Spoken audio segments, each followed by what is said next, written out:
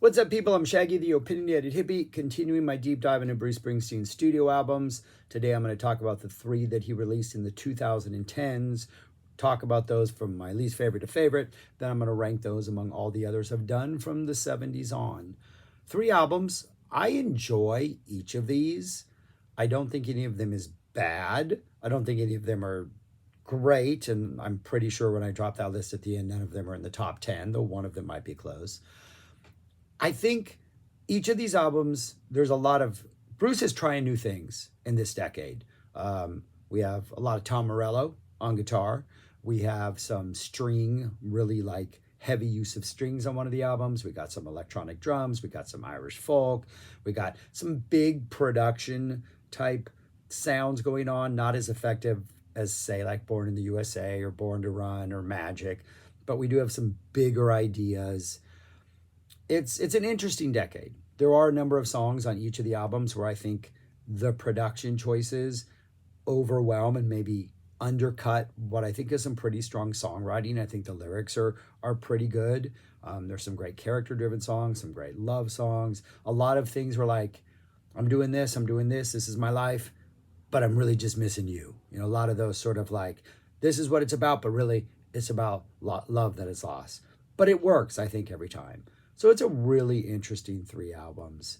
But yeah, that's it. So anyways, that's what I'm going to do. I'm going to talk about them and then rank them all at the end. All right, let's get on to number three. My number three in this decade is 2012's Wrecking Ball, officially his 17th studio album. This is the one that has a lot of Irish folk on it. It just, maybe this came out of, the Pete Seeger sessions, probably obviously came out of the Pete Seeger sessions. It definitely, I know he was a Pogues fan. When Shane passed away, he did a Pogues cover live. So there is that, I think, love of sort of Irish folk rock. There is definitely a connection between the characters Springsteen portrays, the characters the Pogues portray. A lot of that just common man energy that they both bring to their shows, to their songs. But I'm not sure it really works in any of the songs, to be perfectly honest. And I think this is one of those examples where we got some pretty good lyrics and some good song stuff, but just that folky vibe, that this Irish folk vibe. In another instance, that song Land of Hope and Dreams is on here, which I just feel like has this almost like too much of a, I don't know, cheesy, build it up kind of Mumford and Sons vibe, not to in any way dismiss Mumford and Sons, but there's just something that's not working with it on this album. There's some stuff I really do like. I love the opening, We Take Care of Our Own. He really doesn't mean it. It's kind of like Born in the USA. Yeah, the words might say one thing, but you really got to pay attention to the lyrics. It's a good opener, some really good lyrics in there. Kind of just has this almost anthemic vibe to it that I really like. The following, Easy Money, kind of a little too much of an affectation, kind of being a little bit tougher. It doesn't quite work as much as the opening. Shackled and Drawn, is that what it is? Shackled and Drawn. My notes are not good. Yeah, it is Shackled and Drawn. That's what I thought. More Irish folk vibes that don't work for me. Jack of All Trades is kind of this cool, slower piano ballad. I think it's it's in 3, has that just like swaying type waltz vibe.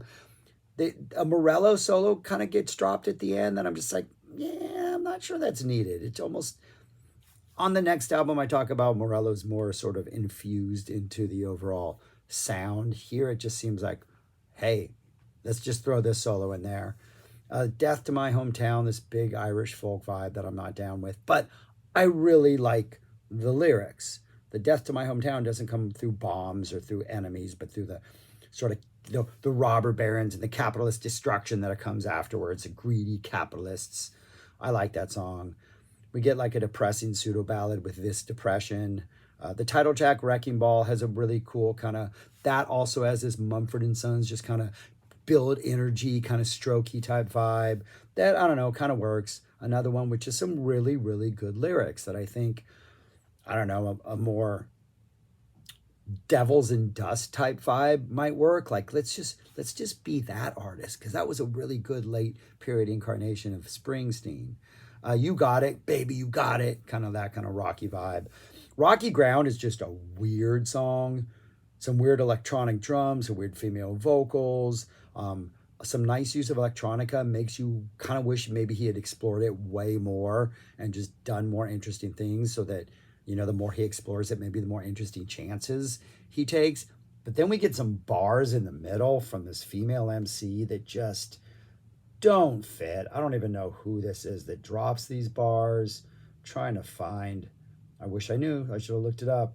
But yeah, it kind of doesn't work. It just like, I mean, this is a Springsteen song. We don't, yeah, rap and hip hop are things, but you don't have to do it poorly into your song. I don't like Land of Hope and Dreams. And then the closing, We Are Alive, just goes straight up cheesy Western at one point.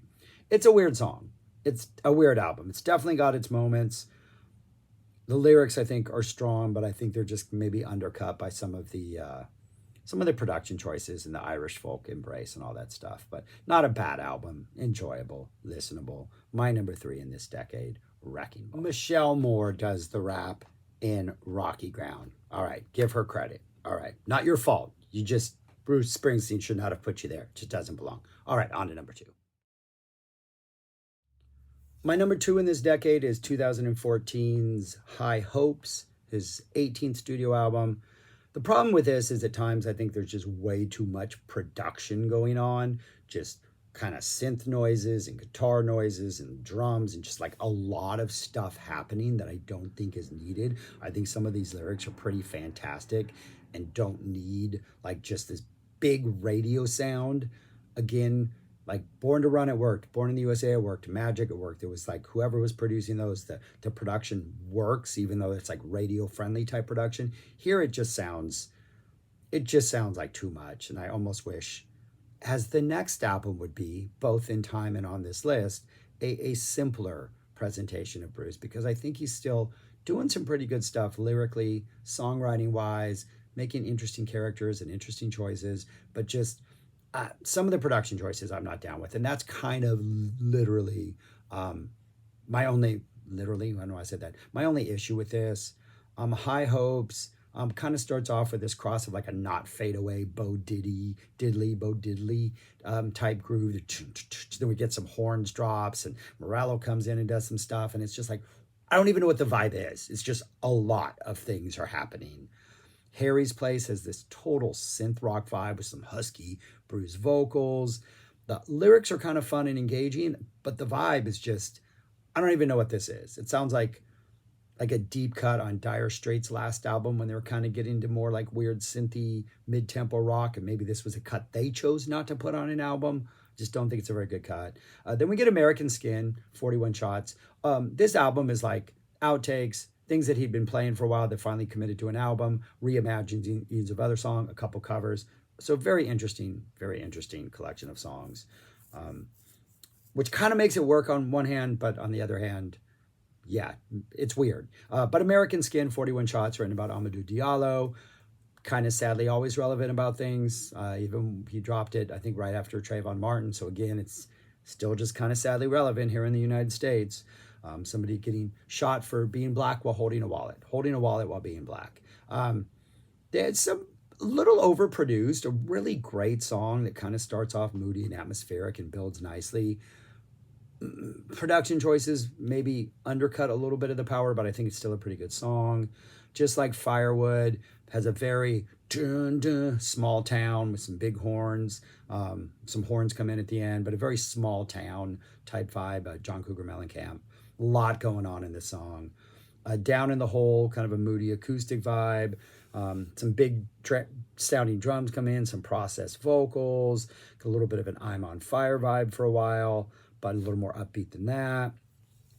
Heaven's Wall, raise your hand, big sound, mid-tempo type song. Just a lot going on. A guitar comes in at one point that's completely aggressive and doesn't work. A lot of biblical references. Like, I enjoy all this, like, even though I'm like nitpicking the stuff. But then the end of this album, like, if you make it all the way to what is the first great song, Frankie Fell in Love, the last like 6 songs from this were like, okay, this is some really good stuff. Maybe we couldn't just rearrange the song order to let the front half be a little stronger. Frankie Fell in Love at like less than 3 minutes might be the best thing on here. It's just absolutely a acoustically kind of big band rock, fun, simple rock song, great energy. We got lyrics with Einstein and Shakespeare sharing a beer together. Fantastic stuff. This Is Your Sword, maybe the most blah song on the album. Falling right after that, just like a mid-tempo radio rock song. We get Hunter of Invisible Game with like a nice string intro and then the drums and acoustic. Very nice, slowly building ballad vibe. The awesome electric version of Ghost of Tom Joad. This absolutely works fantastically. Having Morello in this and kind of updating it makes it more than just sort of this, song inspired by the Grapes of Wrath. Now it like Morello's presence just makes it relevant in the 21st century. It just adds that like, hey, we could be singing about any sort of city in economic despair. And sadly, now it could be relevant again 10 years later, 11 years later. Excellent choice. Excellent choice. The Wall is a somber ballad about remembering a soldier as you stand in front of the Vietnam War Memorial. Kind of a really deeply sad, intense song. We get a little taps action on a horn. Taps inspired. They're not actually playing taps. And then we get an awesome cover of a Suicide's Dream Baby Dream. Really nice, just spacey vibe that builds and builds and builds. It's a all over the map kind of fun album. I think what makes it the production work on it, like when I'm done listening to it, I'm like, okay, that really wasn't that bad of a listen, despite my nitpicking, is he's not committing really to any one sort of vibe. He's kind of dropped a lot of the Irish folk stuff, which I'm a fan of. Not a fan of, but I'm a fan of the fact that he dropped it. Morello's presence makes way more sense in a lot of this. The lyrics are super strong. There's a couple fun songs. Yeah, I usually, like, I think this usually gets pretty far down the list, like somewhere around Lucky Town and Human Touch as far as rankings. I definitely don't think it's as bad as either one of those, but not too much better, but definitely better. But anyways, that's my number 2 for this decade. High hopes. On to number 1. And my number 1, they got increasingly better as the decade went on. Imagine that, to my ears at least, is 2019's Western Stars, his 19th. I really, really, really enjoy this album. This, I would say, if you were going to categorize Springsteen's albums as falling into types, you definitely have the sort of acoustic, low-key, more laid-back or intensely or more lyrically focused, whatever, genre of Nebraska, Ghost of Tom Joad, Devils and Dust, and then Western Stars. What Western Stars adds into the mix is a heavy use of strings, so it almost sounds like cinematic at times. I think that was the vibe that is very much going for. They work most of the time. There's 2 songs in particular where I think the strings are like, the song's better without the production, without that string element coming in. A lot of this is very acoustic, very more Bruce Springsteen, getting back to like minimalist production or minimalist like vibes. Not a lot, no high energy rockers. We're definitely in that more low key, but like the image of the cover with that horse in like the West, it like evokes just this vibe of that. The tales are about that kind of thing. We get a lot of songs that like, we get one song that has an accordion that kind of gives like a Los Lobos roots rock vibe. As we get toward the end of the album, there's probably one of the best songs on here, There Goes My Miracle, but she's walking away. Hardcore Roy Orbison vibes. Like his love for Orbison is coming out in this way that's like, really doesn't sound like an Orbison song musically, but as soon as Bruce starts singing the chorus or the thing about walking away, you get that Orbison just heartbreak just coming through his vocals. Is absolutely brilliant.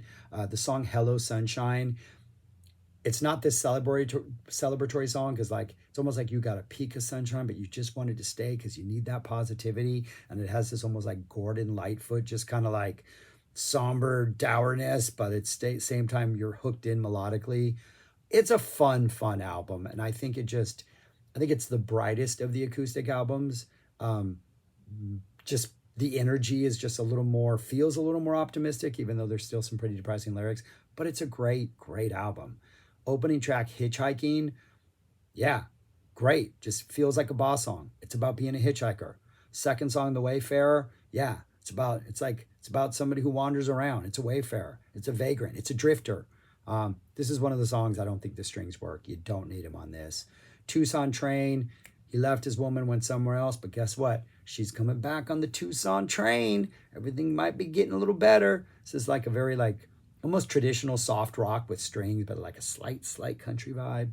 Western Stars, fantastic, absolutely great. About an older actor in LA, just great vibes. Just feels like a boss song. Sleepy Joe's Cafe, super fun song. Reminds me of Los Lobos. It's about all the things going on at Sleepy Joe's Cafe. It's just great little details about this place. Some horns come in, very like celebratory vibe. Drive Fast, the Stuntman. It's from the perspective of the stuntman. Guitar, piano, acoustic ballad. Chasing Wild Horses, both sort of literally and also going to move somewhere else to get a job chasing wild horses. But really, all he really thinks about is the love he left behind. This one, the melody and like the beginning of every verse really reminds me. I think it's Your Own Worst Enemy. You can't sleep at night, or whatever that is. No, I think it's Your Own Off Magic. So that immediately hooks me in. I love that album. Sundown starts off with an almost like Elton John-y, stringy acoustic vibe before we get like a kind of breezy acoustic pop number, some nice banjo in there. Sundown is a place, by the way. Somewhere North of Nashville, singer-songwriter, Regretting Lost Love, simple acoustic little thing. Stones is probably the weakest song on here, and the other one where it sounds like they knew the song wasn't going anywhere, so instead like just add layers on it and including strings, and it just seems like we're taking an idea that wasn't that good to begin with, and we're just piling on top of it to make it more big, but I just think maybe it's the weakest song, or at least the one I'm not getting into. There Goes My Miracle, the Roy Orbison one, fantastic. Hello Sunshine, the Gordon Lightfoot, fantastic. Then we end with this really nice little acoustic ballad that kind of slowly kind of strings come in and things happen. Moonlight Motel. It's a place where nobody travels and nobody goes. It's a seedy little dive. So yeah, I like this album. I think it's a great listen. I think it's, I don't know if fun is the right word, but it just seems the most breezy of them, despite having some pretty intense lyrics. A couple really fun songs. It just flows really well from start to finish. Sounds fantastic. Easily my number one. I would say easily my number one in this decade. Western Stars. That's what those three look like in typewritten form. So you can see the order once again getting better as the decade went on. So, and then if I incorporated those three into the complete list, Western Stars jumps all the way to 11. I think that one's quite a bit better, or at least I enjoy that one quite a bit more than I do the other two. Then the other two are down at 15 and 16. They're much better than Lucky Town and Human Touch. I think Lucky Town and Human Touch are just kind of anomalies in the catalog, and there's quite a bit of distance between those two and the rest. But everything else up there, just from Wrecking Ball all the way through Wrecking Ball through The Rising for me are just inconsistent albums. Some of them have great songs on them. The River, it's just the overall sound of like all of side A just bothers me. And then pretty much everything from 11 on, we're just getting into some really fantastic stuff. And then the top 5 are all almost perfect to my ears. But yeah, those are my rankings. Those are my thoughts. That's what I got. Let me know what you think of these albums. Yeah, all right. Share anything I messed up on, anything I missed that people need to know about. Drop it in the comments. You know how it works. I think I got a couple more albums. We're going to do a bunch of live stuff with Bruce. We're going to stay with Bruce for a while. I'm enjoying listening to Bruce. Usually I only listen to like the 70s live releases. So it's been nice to like, purposely revisit some of these more recent ones and remember why I like them and remember why I'm a Bruce fan still to this day. All right. That's all I got. Thanks for watching. Peace. Talk to you later.